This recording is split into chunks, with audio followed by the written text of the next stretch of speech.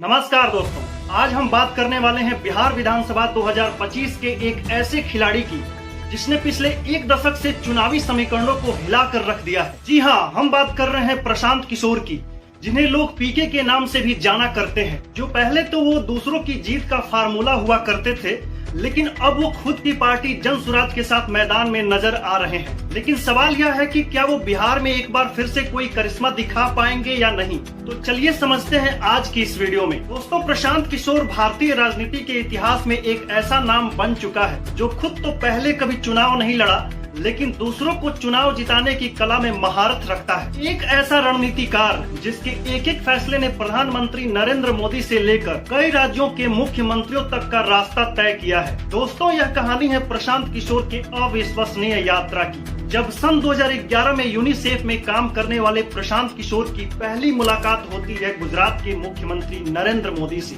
वास्तव में यह मुलाकात गुजरात 2012 के विधानसभा चुनावों को लेकर गुजरात सरकार के लिए एक नई रणनीति पर कार्य करने को लेकर हुआ था। दोस्तों, कहा जाता है कि यहीं से शुरू होती है प्रशांत किशोर के पॉलिटिकल मार्केटिंग की कहानी, जिसके बाद पीके कथित तौर पर गुजरात सरकार के लिए नई जनसंपर्क और विकास की रणनीति पर काम करना शुरू करते हैं, जिसने नरेंद्र मोदी की छवि को विकासशील और जनप्रिय नेता के रूप में जनता के सामने पेश किया गया। यही कारण है कि नरेंद्र मोदी तीसरी बार गुजरात के मुख्यमंत्री बन पाए। चाल, रणनीति और जनसंपर्क।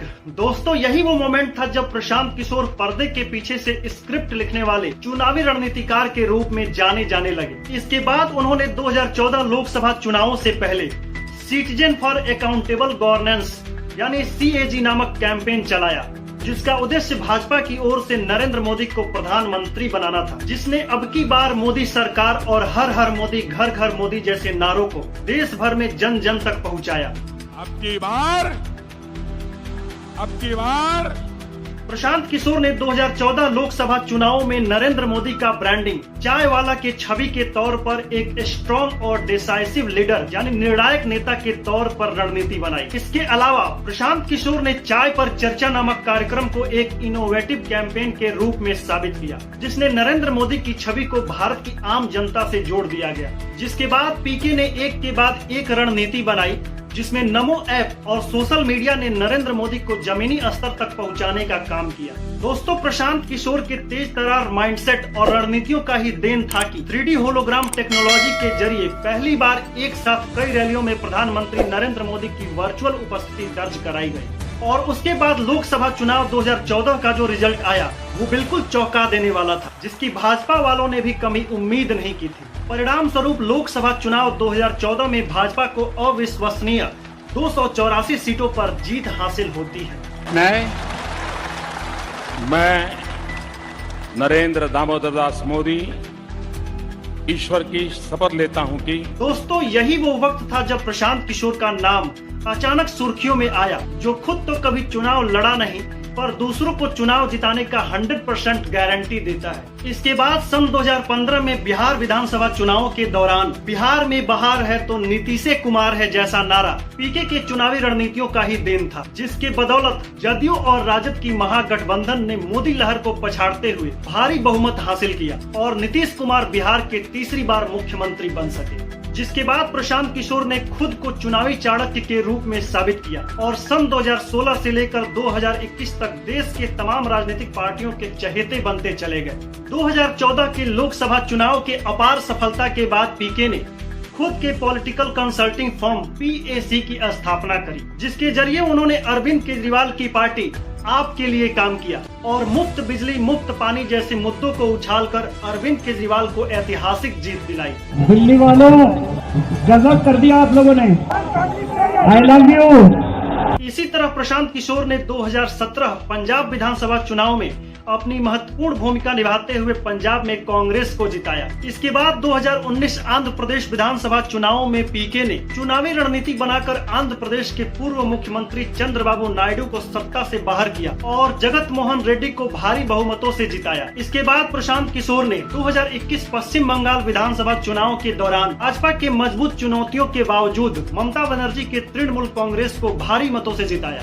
लेकिन इन पार्टियों के लिए काम करते हुए इनमें जमीनी स्तर पर काम करने, मतदाताओं को जोड़ने और एक के बाद एक प्रभावशाली अभियान चलाने की इतनी गहरी समझ विकसित हो चुकी थी कि एक वक्त बाद पीके ने महसूस किया कि केवल पार्टियों को जिताना उनका अंतिम लक्ष्य नहीं हो सकता। वो सीधे तौर पर बिहार की टूटी फूटी राजनीतिक परिदृश्य को बदलने और अपने विजन को लागू करने के लिए एक ऐसे मंच की तलाश में थे जो किसी और पार्टी ने लागू न किया हो, जिसके लिए प्रशांत किशोर ने बिहार के लगभग 35 जिलों की पैदल यात्रा करके लगभग 7000 किलोमीटर से भी अधिक का सफर तय किया और बिहार के गांव-गांव में जाकर जनता से सीधा संवाद करने लगे। उनका लक्ष्य था पारंपरिक राजनीति से हटकर नए विकल्प के रूप में जन सुराज नामक पार्टी को स्थापित करना, जनता से सीधे संवाद करना, बिहार की जमीनी हकीकत को परखना और जनता का उत्साह बढ़ाना, जिससे बिहार विधानसभा चुनाव में उनकी पार्टी को मजबूत स्थान मिल सके। इस बीच प्रशांत किशोर जहां भी जाते बिहार से पलायन को रोकने,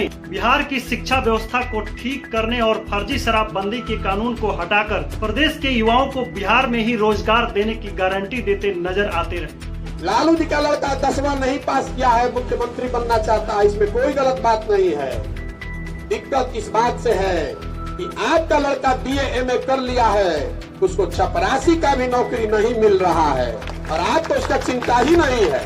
देखते ही देखते बिहार विधानसभा चुनाव 2025 भी नजदीक आ गया। अब लोगों में ये जानने की ललक थी कि जन सुराज के संस्थापक बिहार के कौन से सीट से खुद को आजमाते हैं। और यहाँ भी पीके ने एक बार सबको चौंकाते हुए खुद तो किसी भी सीट से दावेदारी पेश नहीं की, पर खुद के दम पर प्रशांत किशोर ने अपने तमाम कैंडिडेट्स को मैदान में उतार दिया। हाल ही में उनका एक बयान काफी सुर्खियों में रहा है, जिनमें उन्होंने यह दावा किया कि इस बार जब बिहार के बच्चे छठ पूजा में घर आएंगे तो उन्हें 10 से 12 हजार के रोजी रोजगार के लिए बिहार से बाहर नहीं जाना पड़ेगा, क्योंकि काम उन्हें यही मिल जाएगा। चीज हो या न हो, छठ के बाद वापस नहीं जाना है। 14 तक भैया देख कर जाओ। 11 तारीख को स्कूल के बस्ता छाप पर बटन दबाइए और 14 के बाद अपने फैक्ट्री वाले को बता दीजिए कि अब हम लोग वापस नहीं आ रहे हैं, यहीं पर रहेंगे। करते ही करते उनकी पार्टी को भारी जन समर्थन मिलने के कारण प्रशांत किशोर का आत्मविश्वास बढ़ता ही चला गया। लेकिन कुछ विरोधी पार्टियां उन्हें वोट कटवा और पैसा किशोर जैसे शब्दों से संबोधित कर रही हैं। पर फिर भी इसके बावजूद प्रशांत किशोर की टीम बिहार के सभी सीटों पर मजबूती से काम कर रही है। उनके वॉलेंटियर्स, उनके कोऑर्डिनेटर्स सब के सब जन सुराज के विचारों को जनता के बीच पहुँचाने में लगे हुए हैं। हालांकि कई सारे राजनीतिक विशेषज्ञ प्रशांत किशोर की रणनीति, उनकी जमीनी पकड़ बनाने की क्षमता और उनके द्वारा उठाए जा रहे मुद्दों का लगातार विश्लेषण कर रहे हैं, जिसमें विरोधी पार्टियां जन सुराज को अलग अलग नजरिए से देख रही है। कुछ इसे गंभीरता से ले रहे हैं तो कुछ इसे हल्के में ले रहे हैं। वैसे एक मजबूत और सक्रिय जमीनी संगठन खड़ा करना खासकर बिहार जैसे बड़े राज्यों में प्रशांत किशोर के लिए एक बड़ी चुनौती हो सकती है। लेकिन एक राजनेता के तौर पर बिहार में उनका करिश्मा कितना प्रभावी होगा, यह देखना दिलचस्प होगा। फिलहाल बिहार की जनता प्रशांत किशोर का साथ देगी या नहीं, यह कहना तो जल्दीबाजी होगा। लेकिन अगर वो जनता का विश्वास जीतने में सफल होते हैं तो ये तय है कि बिहार की राजनीति में एक नए युग की शुरुआत जरूर हो सकती है। वैसे बिहार में इस बार रिकॉर्ड तोड़ 60% से अधिक वोटिंग इस बात का संकेत है कि बिहार के 60% से अधिक लोग अब परंपरागत राजनीति से उबकर नए विकल्प में जरूर होंगे। आजादी के बाद बिहार में हुए चुनाव में ये सबसे ज्यादा वोटिंग परसेंटेज है। ये दो बातों को दिखाता है। पहला, जो बात हम लोग पिछले कई महीनों से, बल्कि मैं 1-2 साल से कह रहा हूँ कि बिहार में 60% से ज्यादा जनता बदलाव चाहती है। ऐसे में दोस्तों प्रशांत किशोर की यात्रा सिर्फ एक व्यक्ति की कहानी नहीं बल्कि भारतीय लोकतंत्र में प्रोफेशनलिज्म की उदय की कहानी है, जिन्होंने साबित किया है कि चुनाव जीतना एक साइंस भी है, न कि सिर्फ एक आर्ट। अब जबकि वो खुद मैदान में उतरे हैं तो यह देखना काफी दिलचस्प होगा कि क्या वह किंग मेकर से किंग बनने का अपना मंत्र साबित कर पाते हैं या नहीं। बहुत बहुत धन्यवाद।